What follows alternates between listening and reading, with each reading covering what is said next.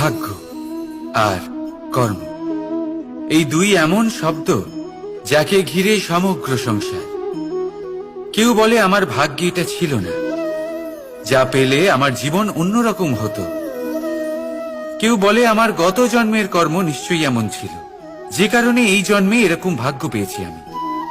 এই সব বাদ দিন আর একবার শান্ত চিত্তে ভাবুন।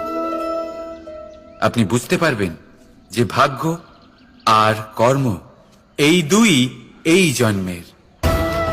তফাৎ শুধুমাত্র এটাই যে যদি ভাগ্যের কথা বলা হয়, তাহলে আপনি এই ভাগ্যের থেকে যত বেশি আশা করবেন তত বেশি নিরাশ হবেন আপনি। কারণ এই আশা আপনাকে কর্ম করা থেকে আটকায়। যদি কথা বলা হয় কর্মের, তাহলে নিজের কর্মের প্রতি যত বিশ্বাস রাখবেন তত বেশি সফলতা আপনার কাছে আসবে।